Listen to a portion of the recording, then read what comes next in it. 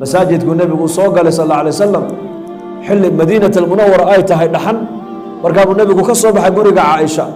deedna wuxuu arkay ninkii la odhan jiray rabiicata binu kacb alaslami waa saxaabi jaliila waa ahlu sufu ku jira ahlu sufu waxa weeyaan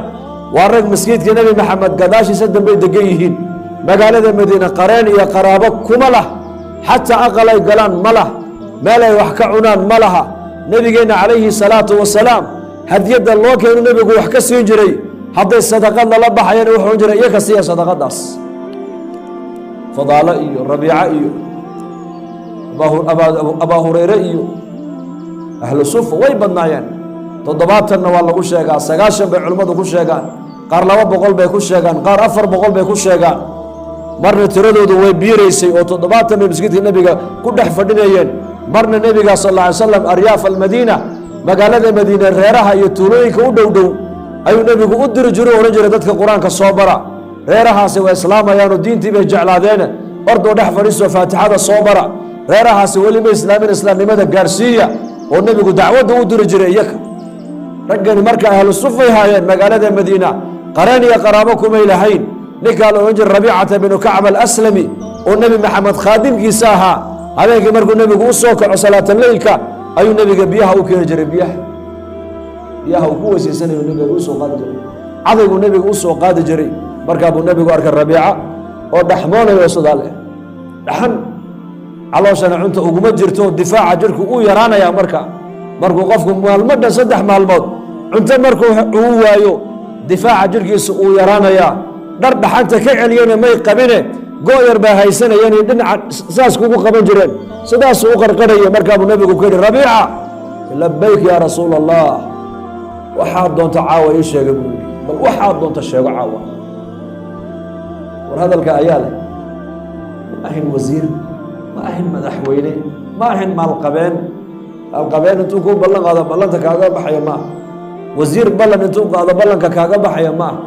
waa nabiyullaahi muxamed calayhi salaatu wasalaam kule rabiicow waxaad caawa jeceshahay ii sheega buu ka yidhi salli waxaad doonta sheega caawa markaa uu saxaabiga yaabay uu fikiray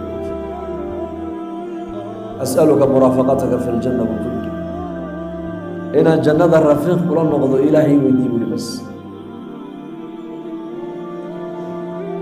shaksigan ku leh waxaad doonta sheego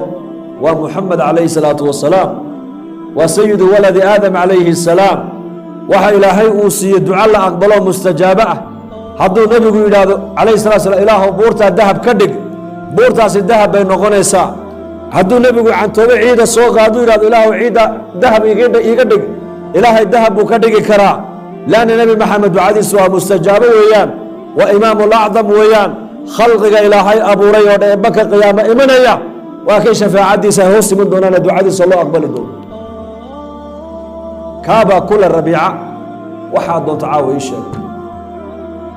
markaa buu rabiica yidhi as'aluka muraafaqataka fi ljanna aqal uu u baahan yahay ma xasuusan reer uu u baahan yahay ma xasuusan dhar uu u baahan yahay ma xasuusan cuntuu u baahan yahay ma xasuusan nolol fiican inuu ku noolaaduu doonaya wixii oo dhan uu iloobay waayo fursaddan buu gartay inayna ku soo noqonayn hadday maanta dhaafto oo ma soo noqoto فرصة سعيدة فرصة طيبة العربت فرصة لا تضيع دي اللي قايل هذا ما أنت مدحونها وضن كان ما أنت مقابلة يك علي حد يرسل له بالشيء شيء عليك أكتر هذا كوبو قيمة بدن يا دو شيء كان يساسون بوس بعضو باهن تي مقالة السانتر كيكا واليوم ما أنت كل ما هذا إيه ده مدحوين بوس كاسا مو باهن هالليس صحابي كان رضي الله عنه شخص قال الله الله يقدر كي سوق قرنيا مكانة دي سوق قرنيا waxa saxaabiga u kala cad walibana nolosha adduunyada iyo nolosha aakhira farqiga u dhaxeeya ayuu garanaya jannada adduunyada iyo jannada aakhira farqiga u dhaxeeya buu garanaya dadna markaas uu as'aluka murafaqataka fil janna ya rasuul allah wax kala marbi anigu inaan adiga jannada kugu dhax arko oo rafiiq la noqdo ilaahay inta ii weydii markaa buu nabigu ku yiri aw ghayra dhalika tu aan taa ahayn oo kalena sheega buu nebigu ka yidhi taa horta heshay tu kale ku darsa weeyaan wagayra dalika taa tu aan ahayna huwa daaka buuli muraad kale anigu ma lihi muraadkaygu waaba intaasun buuli bas daki buu ahaa saxaabigaas adkiyaa dad maanta iska caqligooga foorara baa lagu oran doonaa ninkan waa nin caaqilo waa nin khabiira weeya oo siyaasi xeel dheer oo aragti dheero 50 sane soo socda isbedelka geeska Afrika ka faalloodaa salaad fajrka ma tukada baa lagu oran muxuu ku yahay markaa khabiir nolosha dambe ee runta ma ku xisaabtama maxuu ku yahay khabiir markaa madrasad xifd alqur'aan intuu dhisay 200 oo arday intuu ku soo xereystay 20 macallin intuu u dhiibay ma yiri ardayda xufaad alqur'aan iyo culimo iga soo saara dadna ilaa qiyaamaha ajroogu haniga hay socday kaasa khabiir oo xeel dheer oo khabiir xeel dheer muxuu ka faallo geeska Afrika ka galay isaga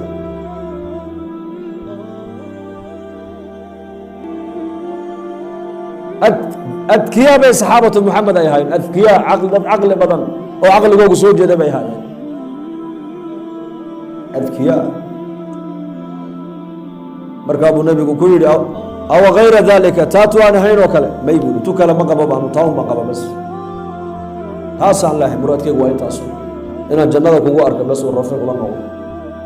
فاعني على نفسك بكثرة السجود بالنبي صلى الله عليه وسلم وهذا السجود فرح بدل هذا ولا يقصوا عاوي سجود هذي بدي سجود نبي قال جميع بشارية هكون دق منه أو عبادتي طاعة قعمها كلا بنني سجود هذا ولا صوبة النبي وكيري وركي جنة الله بشارية هدي النبي محمد وليه هاي سجود صوبة صو إنك أنا مرك إنك أنا حال كنا محاضر ملاين سامرك سوينا نقول ما سوينا الله كعبس قصيب بدينا ما haweenkana wala wayna maqlayaan iyagana qisad baan ugu daraya haweenay xabashiyada oo madoobay oo waxay lahayd xanuunkan la yiraahdo suuxdin waa taqaanaan waa qalal waa xanuunka qofku u dhaco ee miyirkiisuna uu daboolmo tago miyirkiisu haweenaydaas nabigeena u timid sallallahu alayhi wasallam ya rasuulallah inni usra jidadka ayaa ku dhacay bay jidadka maraduna markaas iga beelahanta ilaahay ii weydiiyay ku tira caafimaad ilaahay caafimaad ii weydiiyay ma ahin xanuunku madax wareer yar xumad yar suuxdin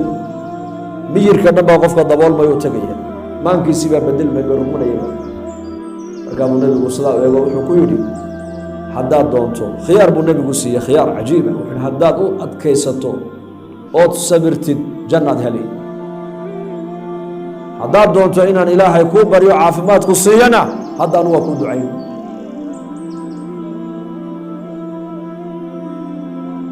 markaa nabigu calayhi salaatu wasalaam kulku sidaa ku yiri ayatan ya rasuul allah bal waan isku noqonay yarkaadi way soo noqotay markaa baytan ya rasuul allah xanuunka iska daabeetay xanuunka halkiisa hay joogo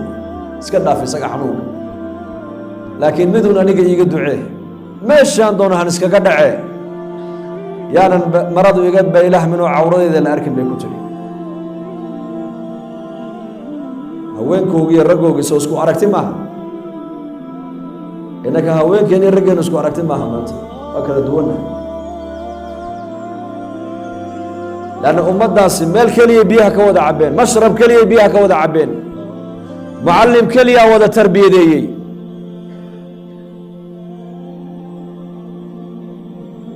حنون كيسكد دابا كتر ماشي ساجوغو هسكد عدعو هذا جنبك ولا يصدق كلها في السقا لكن ماشي عندنا عن سكا دعي يعني عورضي ذا اللي أركي النبي الله مرضي يقبل لحمل يدو مير كيغو ضبال صومي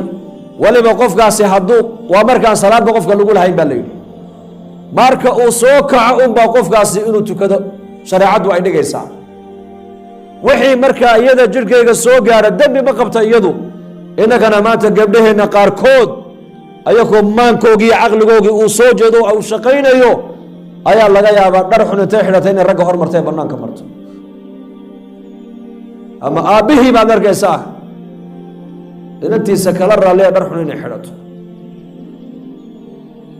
isaguna masjidku kugula tukan hadduu doono safka hore dhashiisiina dhinacay socdaan iyo haadkay marayaan warba uma hayaba iyadoo miyirkeegii uu daboolmay oo suuxday oo jidka taallo marada ka baylahmaysa iyo aragga cawradeeda raggu ay arkayaan ayay ka baqaysaa ee ka xishoonaysaa markaasay nebiga ku leedahay ii ducee yaa rasuul allah in maradu iga dhaqaaqin maradaydu bas uu duceeyey nebigu sal alla alay slam meel kastay ku dhici jirtay maraduna kama qaadma jirin baa la yidhi ibnu cabbaas radia allaahu canhuma ilaahay raalliha ka noqday cabdillaahi ibnu cabbaase waa khilaafadii cuhmaan binu cafaan buu cabdillaahi soo gaadhay isagoo indhabeeloo da-weynaaday bal weliba uu ka dambeeyaan u malaynayaa ayaa waxaa dhacday inuu taabiciinta ku yidhaahdo cataa ibnu abi rabaax oo ardaygiisa ahaa haweeney ahluljanna ma ku tusaa islaantaa madow halkaa duqdaa madow maad arkaysa haa waa ahluljanna say jannada ku mutaystana uu sheegay markaas marka adduunka dusheeda walaalayaal dhibaatada inagu soo gaadha waan u adkaysanaynaa faqriga waan u adkaysanaynaa nicmadda ilaahayna siiyana ilaahay baan ugu mahadinaynaa mu'minku labadaa midun waa inuu ka dhexeeyaa bayna shaakirin wa saabirin hadduu qani yahoo loo nicmeeyeyna waa inuu noqda qof shaakira shaakirku waa maxay waa qofka sida ilaahay rabo u noolaade u socdo weeyaan hadduu faqiir noqdo faqri ilaahay kuu qadaraa ama imtixaan iyo ikhtibaar ilaahay kugu rida oo qof baa kaa xanuunsan adigii baa jiran ilmihii baa wax kaasi noqdeen waa la sabraayo waa la adkaystaa mu'minku ma ashkato haddaad aragto qof muslimo oo shahaadanaya oo balaayo isaga ku dhacda dadka mar walba uga sheekaynaya waa qof ilaahay ka cabanaya baa laidhi wuxuu leeyahay nin ilaahay baa dhibta igu haya ayaa iga qabto halkay ku dacweeyaan mu'minku ma ashkato shakwada mu'minku ma leh mu'minku sabirkuu leeyahay hadduu qani yahayna waa shaakir hadduu caafimaad la siiyey waa ku shugriyaa caafimaadka haddii arsaaqada loo waasiciyo arsaaqada uu ku shugriyaa haddii nolosha lagu yar cidhiidhiyo lagu adkeeyeyna waa la sabr yani nolosha adduunka ilaahay isagaa sidaa ugu talagalay dadku inay kala sarreeyaan marka adiga dabaqadda ilaahay uu kugu dhex abuuray diinta uu ku dhex qaada bas ilaahay uu ku raaligeliy madax buu kaa dhigay madaxnimadaadu waa mas-uuliyad ilaahay ku saaray ajarna waad ka helaysaayo haddaad dadaashado ummadda aad talada lagugu dhiibay walow qoyskaagaba ha noqdo tolkaaba ha noqdaan degmaba ha laguu dhiibay ama tuulaba ha laguu dhiibay haddaad cadaaladda ilaaliso cadaalad samaysid wixii wanaagana aad ula dadaashid dadka haddaad asiibtana 2 ajar baad leedahay haddaad geftana 1 ajar baa lagu qorayaa baa lagu leeyahay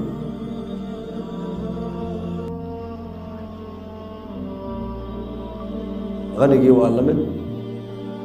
عاقلك ولا من إصلاح ذات بين أجر تلك بينهم قوسين يا مركا ولا ليال دينتنا معا ما هالدين كوكو بالنسكيت ككلية بل دين ودين دينتنا إسلامكو ودين نلش إنه أردن لدونا يمارك تانا إنه كم مارين تاجركو تجارة دي سمركو بلابة وعلماء يتوه تقول هذا طابك إسلام مدو تجارة ده أردك تعيشين bishii ramadaan baa soo dhawaatay ka soo qaad inta ramadaan una soo galin ninka soonka lagu leeyahay waa inuu culimada u tagu yiraahdo soonkii baa soo dhawaaday bal ahkaamtiisa noo akhri in baa buka ka soo qaad inuu soomuba karaynba waxa laga rabaa inuu culimada sii weydiiyo xashkaad u socotaad u xamaan qaadatay cilm alxaal weeyaan cilmigaasi waa inaad culimada weydiisaa inantaadii baad guur galaysood rabtaa inaad dhisto oo da'dii gabdhaha lagu guurinayay gaadhay وانا العلماء أنتم ما دوت رادو شريعة الإسلام كجور كسده أقول لك بليشه أدي قربان إن أذا نند اللي يرى ما ينا جور ستار ربطا إسلام ما دو دين تين الإسلام كو جور كم حيك قبطا بليشه قاب الله جور سنة وقاب كي أولاد سيد الله تربية دينا يا إمام كمساجد قد كنت كنيسو صلاة كلية كقدر يلا جملة إمام كأبو محمد بوها عليه الصلاة والسلام نبي محمد مركب وكلية هي صلوا كما رأيتموني أصلي saadii aragteen anigoo u tukanaya u tukada markuu nabigu ku leeyahay waxay ka dhigan tahay waa nolosha oo dhan aniga kaga dayday buu nebigu yidhi noloshoo dhan marka nebigeena ha ku dayano oo ubadkeena diinta ha barno innakuna diinta ha ka shaqayno diintu shaqay rabtaa maanta shaqo adduunyada ma laga shaqeeyaa mise waa iska timaadaa yaa sheekh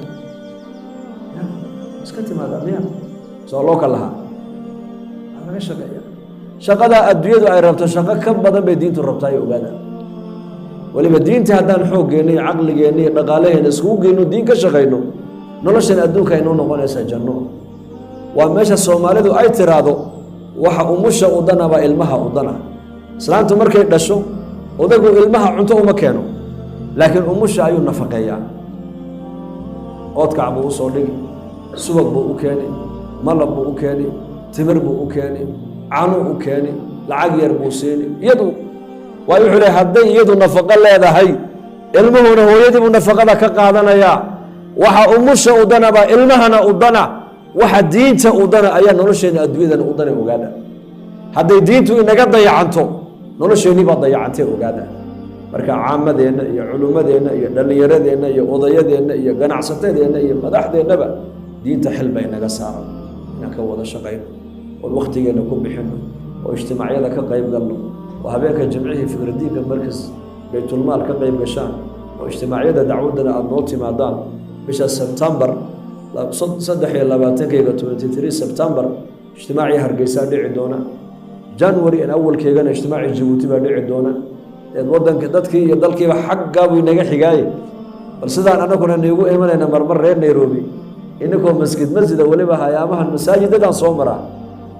duhurkii masjid baan maray casar masjid baan maray maqrib masjid baan maray subax masjid baan maray hadalkaaba indhibay anigii baa iska daalanba haddana bal insha Allah inaguna sidaas oo kale inaad noo timaadaan oo soo ziyaarataan bal isku daya insha Allah dhahada walow haddaad wada iman karin inaad masjid salaam oo kale masaajidkeena masjid salaam baan u maray magaciisa inaad jamaaca soo dirtaan oo taladaan jamaacadaasi masjid salaam bay ka socotaan insha Allah dhahada Allah inuu waafaqo hada wabillahi tawfiiq wa sallallahu ala sayyidina